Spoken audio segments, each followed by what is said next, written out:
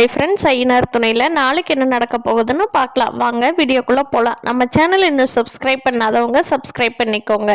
சோழன் என்னங்க அந்த வைப்ரேட் மண்டையனை ஏதாவது போய் 2 விழுத்து விட்டுட்டு வரணுங்க அப்படிங்கிறப்போ நிலா சமாதானப்படுத்தி வண்டி எடுங்க போகலாம். இந்த ஃபீல்டில் நம்ம பகைச்சிக்கூடாதுங்க. ஒரு கம்பெனியோட ஒரு கம்பெனியை அட்டாச் ஆகி தான் இருக்கும்.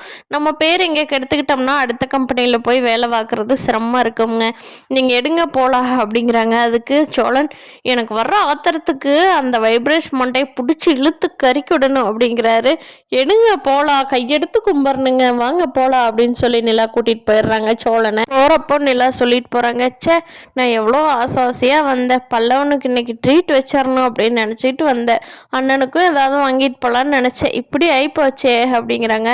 பரவாயில்ல விடுங்க, இந்த ஒரு கம்பெனியாக இருக்குது, இன்னும் எத்தனை கம்பெனி இருக்குது, போய்க்கலாம் வாங்க அப்படிங்கிறாங்க சோழன். வானதி காலேஜுக்கு போயிட்டு சாயந்தரமாக வண்டி எடுக்கலாம் அப்படின்னு சொல்லிட்டு பாண்டியனை பார்க்கறக்காக வர்றாங்க.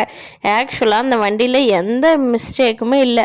அது பாண்டியனுக்கும் தெரியும், வானதிக்கும் தெரியும். இருந்தாலும் அது ஒரு சாக்கை வச்சு பாண்டியனை பார்க்கலான்ட்டு வர்றாங்க.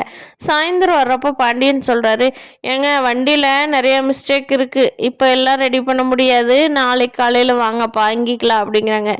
என்னங்க சும்மா சும்மா நடக்க வைக்கிறீங்க, அதெல்லாம் முடியாது, எனக்கு வண்டி வேணும், நான் போய் கொஞ்ச நேரம் உட்கார்றேன் அப்படின்னு உட்கார்றாங்க.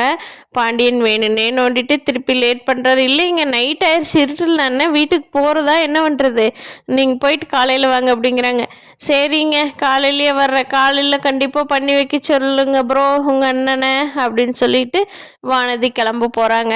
பாண்டியன் கேட்குறாங்க கண்ணன் கிட்ட, என்னன்னா உங்களுக்கு தான் வெளிநாட்டு மாப்பிள்ளை என்ன, அது என்ன இது என்னன்னு விட்டீங்க, வண்டி சர்வீஸ் கூட இங்கே வந்துருக்குறீங்க. ஆமாம் வண்டி ரிப்பேர் ஆயிடுச்சுன்னா மெக்கானிக் ஷாப்பில் தானே விடணும், என்னோட பர்சனல் வாழ்க்கையெல்லாம் ஒன்றும் உங்களுக்கு தலையிட வேண்டாம், உங்கள் வேலையை மட்டும் பாருங்க அப்படின்னு சொல்லிட்டு வானதி கிளம்பிடுறாங்க. பேரனுக்கு இன்னைக்கு கண்டிப்பாக அடுத்து கல்யாணம் பண்ணுறதுக்கு இவங்க எல்லாருமே பொண்ணு பார்க்க போகிறாங்க.